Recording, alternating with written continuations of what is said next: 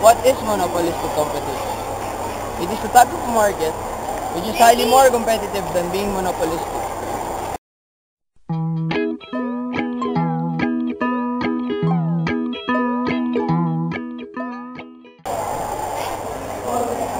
Here are some characteristics of monopolistic competition.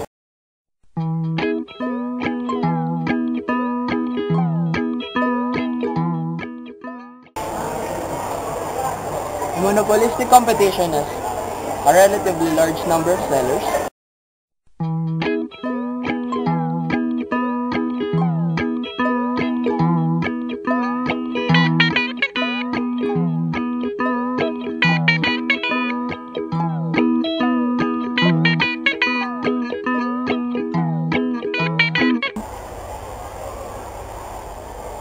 has differentiated products,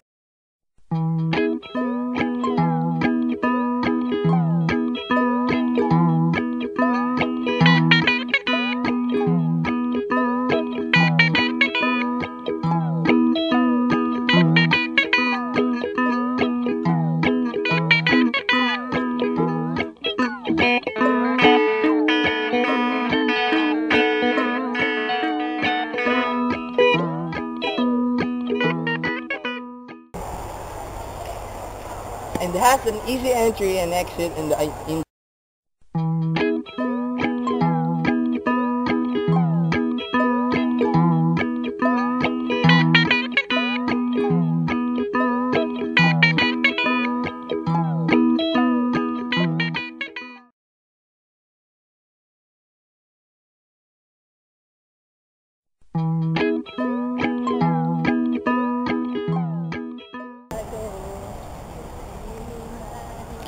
The basic feature of each market structure is their own individual firm's demand curve. A monopolistic competitive firm faces a highly but not perfectly elastic demand curve. This is the basic feature that distinguishes it from pure monopoly and pure competition.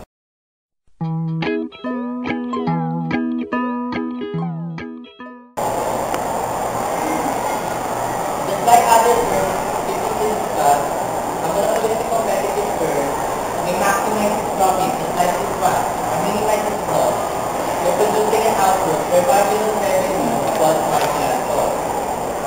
We can see here in the first figure that the firm produces an output Q1, where it can be charged a price P1. Obviously, the firm realizes its economic profit shaded by this area, where profit equals P1 minus P1 times the quantity produced. This is why, because the demand for that particular product or quantity exceeds the average total cost produced in time.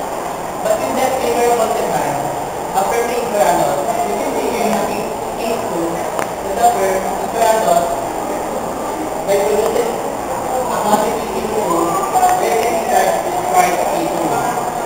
Here, we can see that the average total cost in producing output Q2 exceeds the demand for that quantity. In short, the total loss produced here is equal to A2 minus P2 times Q2.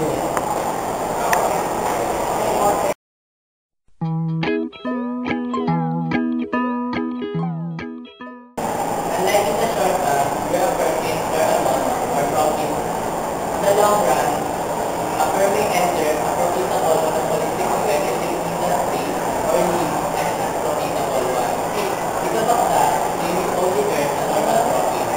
You can see here in this figure that the average total cost in producing output Q3 intersects the demand, where marginal revenue equals marginal cost.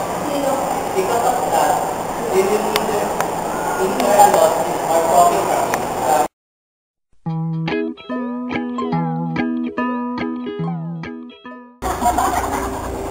The long-run equilibrium shown by the last figure is a reasonable portrayal of reality. Without outcome, we not. First, some firm may achieve efficient product differentiation, such as the allocate whereas duplicate.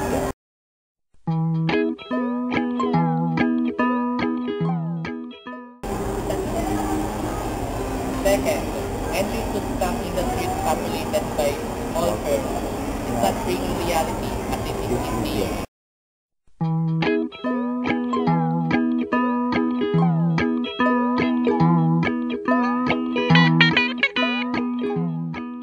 Recall from previous discussion that economic efficiency requires equal equality. The price must be equal to marginal cost and must be also equal to minimum average total cost.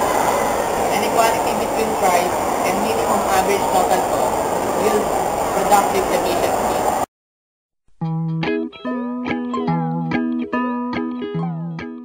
While an equality between price and marginal cost yields an advocative efficiency.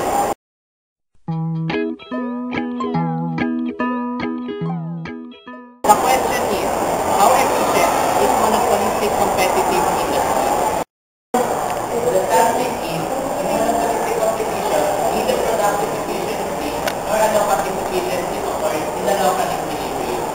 As we enlarge the long-run equilibrium studies, we can see that the profit maximizing T3 is slightly exceeds the lowest average total cost T4, meaning it is slightly higher than optimal from society's perspective, meaning the long equilibrium did not achieve productive efficiency.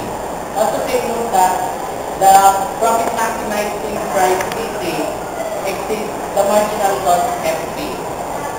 The long equilibrium shows that the under allocation of resources, therefore, the monopolistic competition did not achieve the allocative efficiency test. We can also see from the gap between the price maximizing output Q3 and the minimum average total cost output Q4. This is the distance from Q4 to Q3. This identifies the excess capacity.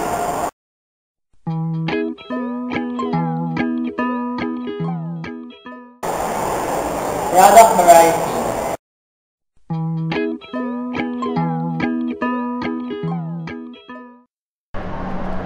Benefits of product variety.